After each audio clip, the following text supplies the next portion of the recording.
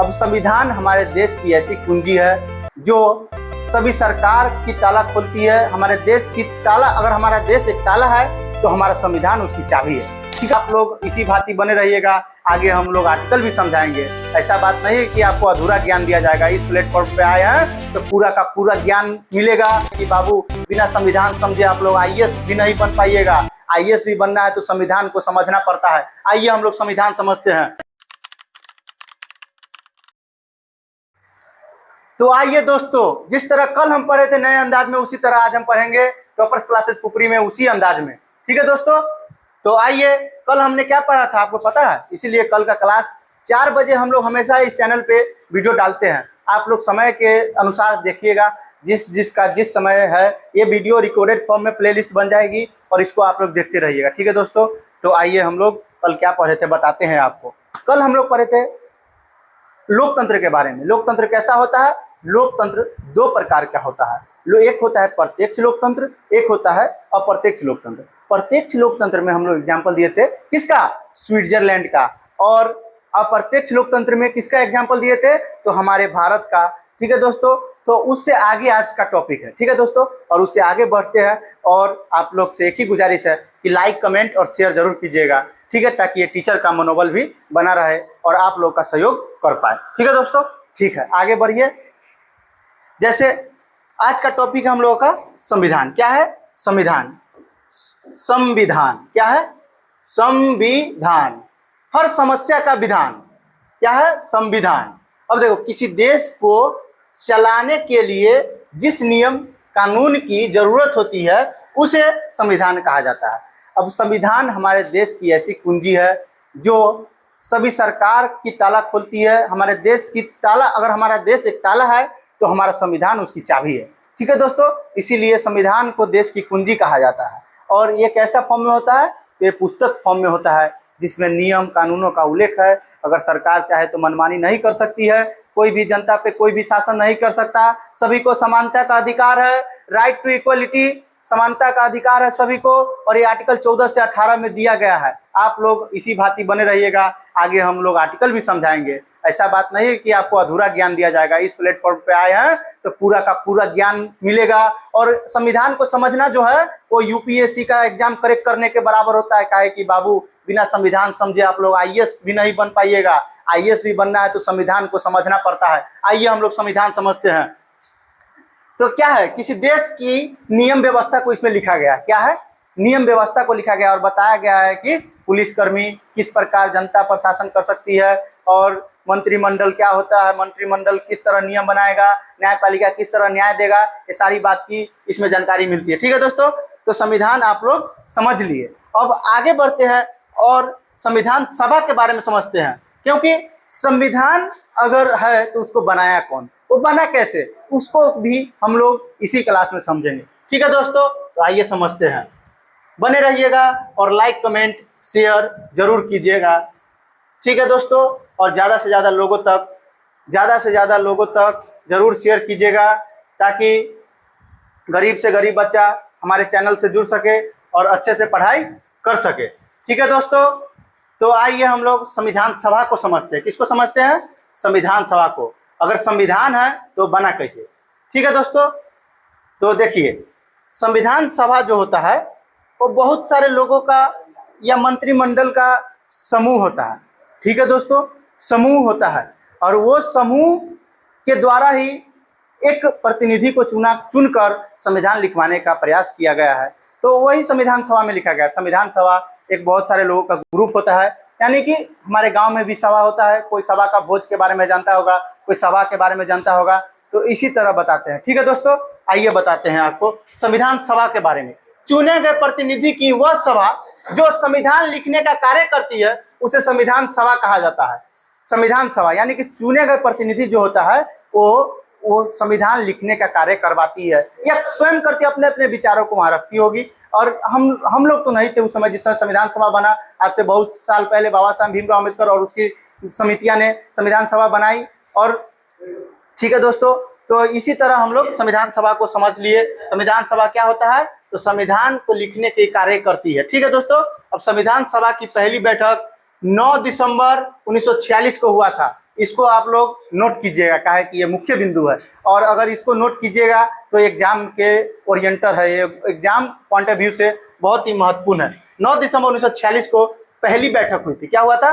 पहला बैठक। अब देखो, कोई चीज का जो नियम बनता है तो क्या एक दिन में बनता है? नहीं, उसके लिए 3-4 दिन। अगर तुम मकाने बनाइएगा आप लोग, तो मकान क्या सीधे तैयार छत ढाल लीजिएगा? नहीं, पहले उसका क्या बनता है, नीचे का जो होता है कुर्सी बनता है, फिर उसका लिंटर जाता है, लिंटर से छत बनता है। ठीक उसी प्रकार संविधान सभा को बनाने के लिए कई तरह की बैठक की गई है। आइए हम लोग इसी तरह समझते रहते हैं, और आप लोग से गुजारिश है कि लाइक, कमेंट और शेयर ठोकते रहिएगा, दबाते रहिएगा, और यहाँ से जाइएगा मत, काहे कि जाइएगा बहुत कुछ खो दीजिएगा।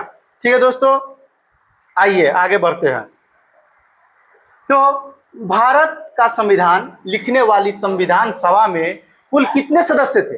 अब ये भी होता है, कोई नियम बनता है तो वहाँ पे जितने सदस्य मौजूद रहते हैं उस नियम को भी, उस व्यक्ति को भी गिना जाता है, ताकि इस नियम बना तो यहाँ पे कौन कौन आदमी इस नियम को देखा।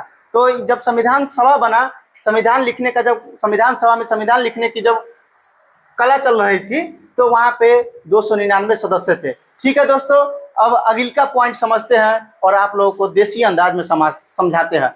26 नवंबर 1949 को संविधान बनकर तैयार हो गया। कब हुआ था?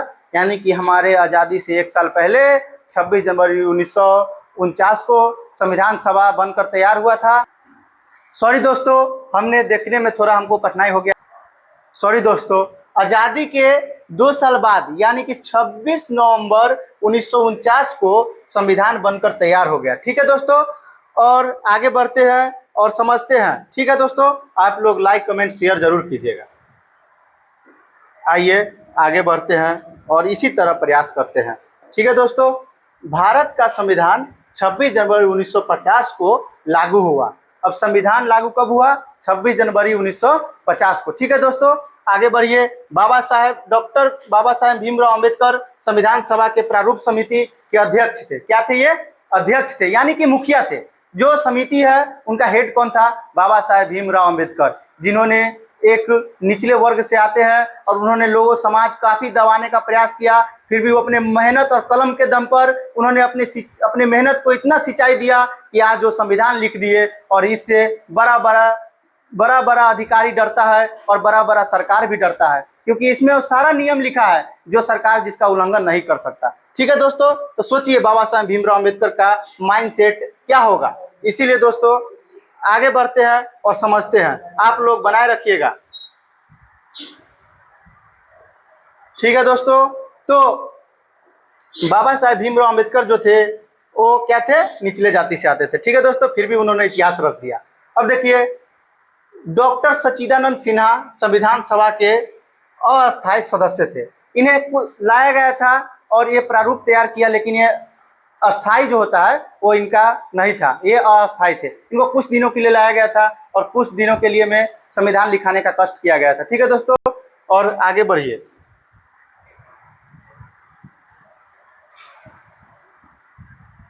डॉक्टर राजेंद्र प्रसाद भारतीय संविधान सभा के अध्यक्ष थे। ठीक है दोस्तों, भारतीय संविधान सभा के अध्यक्ष कौन थे? डॉक्टर राजेंद्र प्रसाद। ठीक है दोस्तों, शासन के देखिए दोस्तों, इसमें आप लोग कंफ्यूज मत होइएगा। यहाँ पे संविधान सभा का अध्यक्ष बोला जा रहा है, डॉक्टर राजेंद्र प्रसाद है। प्रारूप समिति का अध्यक्ष कौन थे? तो बाबा साहेब भीमराव अंबेडकर थे। ठीक है दोस्तों, देखिए शासन के प्रकार: राजतंत्र, लोकतंत्र, तानाशाही, सैनिक शासन। अब राजतंत्र क्या होता है? इस पिछले कक्षा में हम लोग बताए थे कि म्यांमार जो होता है वहाँ पे सैनिक शासन है, और जैसे नॉर्थ कोरिया जहाँ का शासक है किम जोन, कौन है? किम जोन, वहाँ पे आज भी राजाशाही चलता है, राजा का बेटा राजा बनता है, और मतलब राजा का जो उत्तराधिकारी होता है वही सत्ता संभालता है, जिसके लिए काफी जनता को कठिनाई देखने को मिलता है। अगर नीच वर्ग से है तो निचले व्यक्ति को ही लाभ पहुंचाने का कार्य करता है, जिससे क्या होता है, जनता के बीच भेदभाव शुरू हो जाता है कि राजा तो बन गया लेकिन अपने ही जाति को देख रहा है। इसीलिए राजतंत्र भी अच्छा शासन व्यवस्था नहीं है। ठीक है दोस्तों, राजतंत्र यानी कि राजा का शासन क्या होता है? राजा का शासन। लोकतंत्र अभी बताए थे पिछले क्लास में हम लोग, लोकतंत्र क्या होता है? लोगों का शासन, यानी कि लोग इसमें प्रतिनिधि चुनते हैं, और प्रतिनिधि क्या करता है? यानी कि मुखिया चुनते, लोग अपना हेड चुनता है और वो मुखिया चुनता है, और वो मुखिया क्या करता है? कुछ नियम सरकार के थ्रू नियम बनाता है, कानून बनाता है, इसका पालन कौन करता है? तो हम लोग करते हैं, जिससे हमारी आवश्यकताओं की पूरी होती है। और इसमें लोकतंत्र में बहुत ही ज़्यादा अच्छा माना जाता है ये, क्योंकि लोकतंत्र ही देश की अच्छी व्यवस्था होती है। ठीक है दोस्तों। अब तानाशाही, तानाशाही जैसे कि राजतंत्र रहेगा तो वहाँ भी तानाशाही हो सकता है। जैसे कि नॉर्थ कोरिया में कोई भी लोग किम जोंग के खिलाफ नहीं बोल सकता है। सैनिक शासन भी तानाशाही का उदाहरण है, क्या कि सैनिक के खिलाफ कोई नहीं बोल सकता। लेकिन लोकतंत्र में हर एक व्यक्ति अपना अपना विचार रख सकता है, अपना अपना प्रेरणा दे सकता है, जो सरकार को पसंद भी आता है उनको एक्सेप्ट भी करता है। लेकिन तानाशाही में क्या होता है? ताना का सरकार होता है, इसमें किसी की बात नहीं सुना जाता, जो सरकार चाहे वही कर सकता है। ठीक है दोस्तों। अब देखिए सैनिक शासन, सैनिक शासन कहाँ बताए थे आप लोगों को? म्यांमार में। कहाँ बताए थे? म्यांमार। म्यांमार में क्या होता है? सैनिक शासन है। ठीक है दोस्तों, यहाँ पे सैनिकों का शासन है। आइए आगे बढ़े। ठीक है दोस्तों, तो आज के लिए इतना ही रखते हैं। और ये सब जो टॉपिक बच गया है इसको हम लोग अगला क्लास में इसका परिभाषा को भी लिखवाने का कष्ट करेंगे और बताने का प्रयास। हालांकि आज ही बताए हैं और आप लोग समझते होइएगा तो अपने से लिखने का प्रयास कीजिएगा। ठीक है दोस्तों, जय हिंद।